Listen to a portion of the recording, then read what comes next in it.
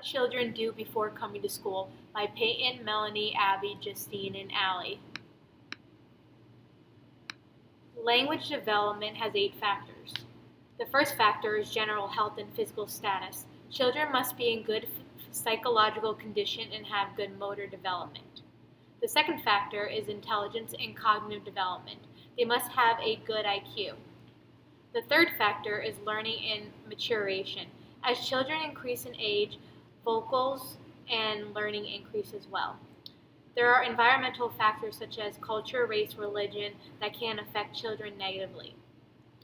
The fourth factor is the environment.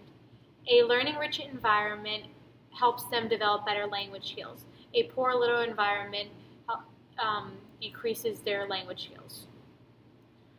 The fifth factor is sex.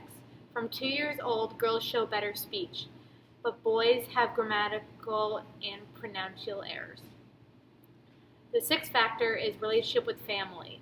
Overparenting and too much love causes tension, anxiety, and emotional problems in young children.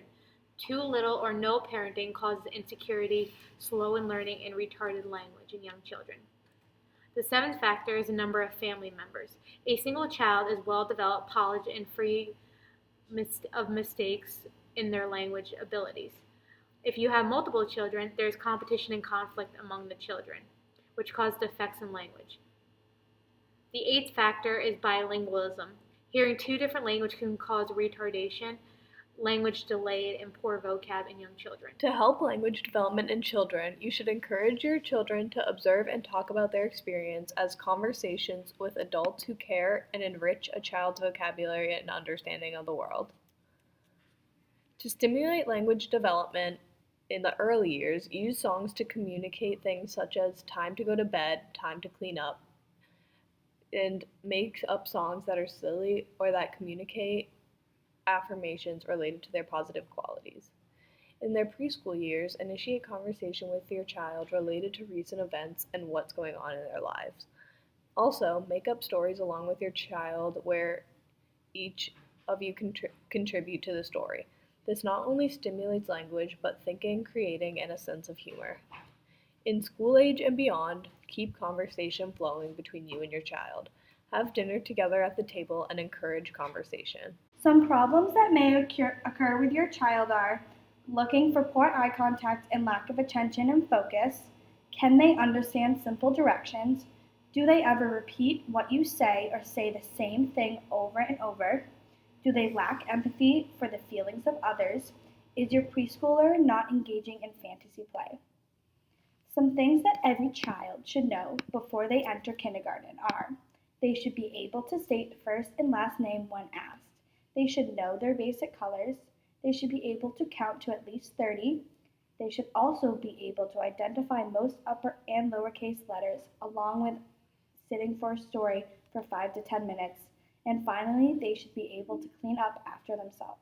In the video that is titled, "Is Your Child Ready for Kindergarten?" Dr. Derha Harris explains some ways that a parent can get their child ready for kindergarten and who they may be able to go see in order to ensure that their child is ready. Welcome to Children's Mom Docs. I'm Dr. Dara Harris. I'm a pediatric psychiatrist at St. Louis Children's Hospital. Today, we're going to talk about how to know if your child is ready for kindergarten. I think the first thing you need to know is there's nothing magic about a date. The way to think about this is your own personal kid ready? A couple of good things to do. First, talk to your pediatrician. At every well child visit, they're doing developmental screenings. They'll know, is your child on track or are there things to be concerned about? If you'd like, you can also get formal assessments from the schools. They'll walk through all the basics that you need to have your kid ready for school start. When thinking about what your kid needs, think through a typical day in kindergarten. You can ask friends for what to expect. A lot of it's fine motor skills, cutting, being able to draw some basic letters, so you can see if that's happening at home when you work together. The other really big piece is social skills, so observing how they are at the playground with cousins and seeing if they're ready. So one of the best ways to think through this is actually to think about how your kid responds to challenges. Some kids need lots of challenges just to keep from being bored. Those kids sometimes do better when they go to school earlier.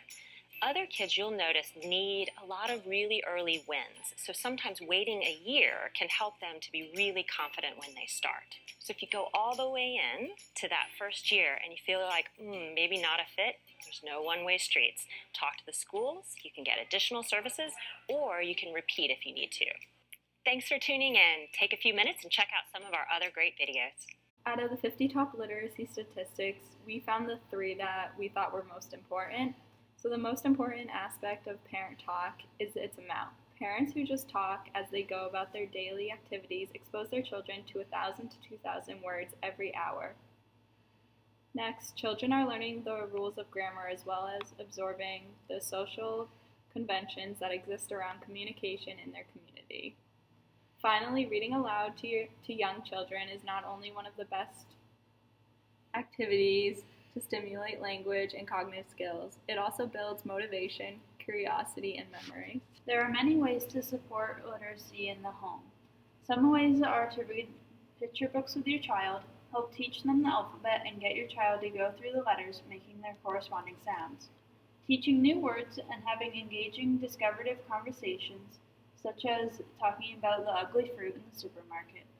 Reading to your child multiple nights a week, helping your students write letters and spell out their names, being a literate, knowledgeable, and engaged adult.